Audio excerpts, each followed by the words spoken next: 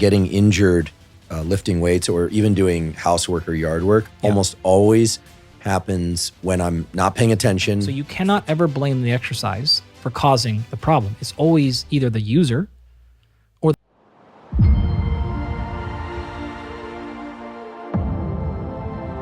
You mentioned muscular endurance, like the ability like a wall sit or the ability to do a plank. Is that something is that useful for anything? Yes. Except be doing planks and wall sitting? No, it's extraordinarily useful. Muscular endurance is incredibly important for general maintenance of joint health. In other words, you have got form follows function, right? It's a very classic sciencey physiology saying, meaning you've got a couple of different, there's a bunch, but to make it easy, 2 different types of muscle fibers, fast twitch and slow twitch. Fast twitch fibers tend to be, but they're not always bigger. They contract with a higher velocity. That's why they are called fast twitch. But they tend to be more glycolytic and thus fatigable. Slow twitch tend to be smaller, though not always. They are more packed with mitochondria that were generally better at burning fat as fuel, but contract with lower velocity. Well, we have these 2 types so that we can regulate function more. Each individual muscle in a human body has a combination of some amount of fast and some amount of slow. That percentage of fast versus slow differs from muscle to muscle. So it also differs from person to person. Easy example is your calf muscle. There's 3, but there's 2 primary muscles in your calf. One's called the soleus, and one's the gastroc. The gastroc is the one where if you take your toe and point it towards your face and then flex, that's the one that pops out, on the medial side, the inside. The soleus is what we call an anti-gravity muscle. And it is generally about 80% to even 90% slow twitch. And that's because it's supposed to be contracted lightly all time. It's supposed to be on permanently. It's meant to keep, we call it anti-gravity because it's meant to keep you erect, up and moving. Your spinal erector is supposed to do this. Various muscles for postural are generally slow twitch muscles. So we're supposed to be on all times, not produce fast, not produce force, but don't get tired. The gastroc is the opposite. It's not activated very often, but when it's activated, it's meant for extreme propulsion. So this gives us the ability to reach up and scratch our eyeball and also punch somebody, right? We have to be able to regulate force output, which is going back to Henneman, right? Controlling what we use and what we don't use while also not wasting energy, which is the downside of activating a big threshold motor neuron is it requires a ton of energy. It's a more efficient mode of energy, but the total amount is really, really high. So muscular endurance is going to help those slow twitch muscle fibers and slow twitch predominant muscles maintain their working job. So if you lose your muscular endurance ability in your spinal erectors or your calf, you're going to start slumping into bad positions. You're going to be putting joints in a movement pattern that they're not going to be the most happy with. So it's more than being able to just maintain a 2-minute wall squat. It's about maintaining joint integrity and allowing that musculature to not fatigue when you ask it to do heavy and fast. So what I mean by that is you've got a whole combination of muscles in your shoulder. And we'll generally call these like the rotator cuff muscles. Well, let's imagine those slow twitch postural muscles get fatigued and they start to lose contractile tension. And then you go to do something heavy or fast or an emergency situation. Those are already pre-fatigued. You're going to rely more upon the fast twitch muscle fibers, which are there less for postural integrity. You're likely to get out of position. And this is a whole recipe of like, God, why is my shoulder just hurting? God, my back. That's very often a case of the slow twitch fibers and the slow twitch muscle groups losing muscular endurance. So you need to build that back up so that they can control and hold the joint in the position so the fast twitch fibers can then contract with force. I'm hoping that what I'm going to say next meets what you said accurately.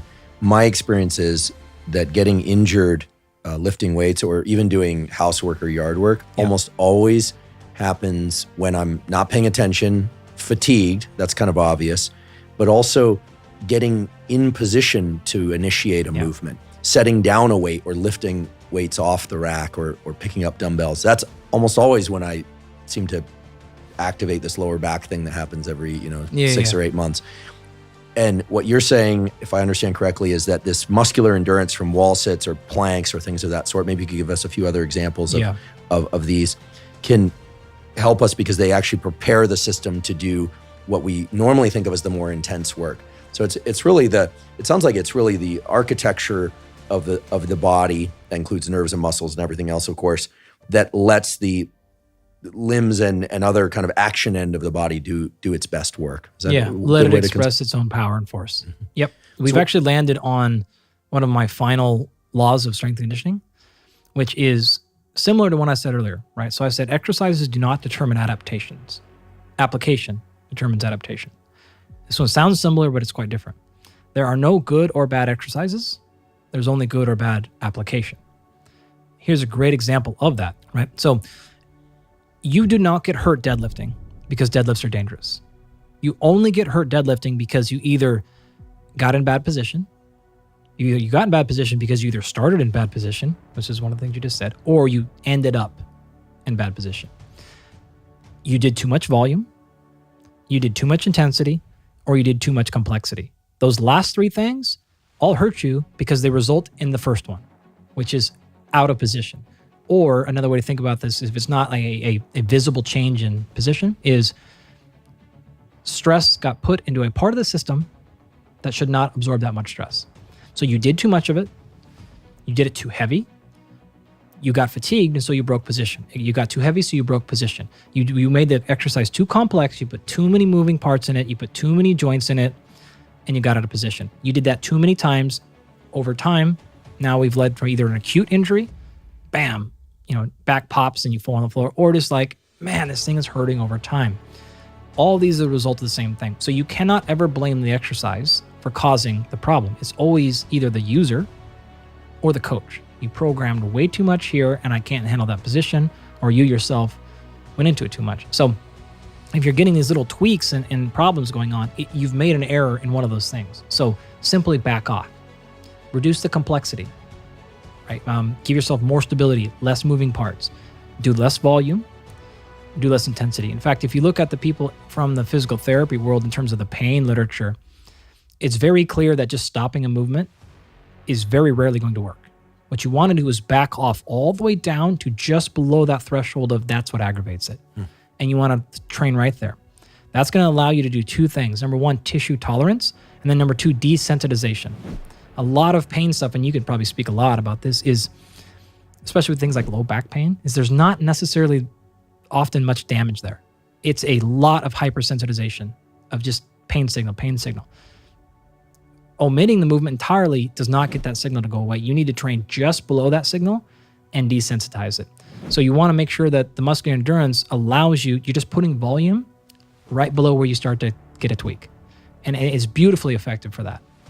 Yeah, I've experienced this right side lower back pain for years, sometimes shooting down the hip. The two things that really helped were doing anterior tib work. So, hats off to Knees Over Toes guy, Ben Patrick, who has, created a lot of popularity around tib work. But turns out joints, full range of motion, you're in a better spot. Yeah, something about stabilizing the stuff from the knee down helped my back, and then also some neck work. And friends of mine are always teasing me that my gym is filled with the most bizarre equipment. It doesn't look like any other gym. Right. A lot of it is just designed to keep me healthy and still training. But I love this idea of getting right at below the threshold of pain activation and not simply going into complete non-action or just taking complete rest, because that actually can be detrimental.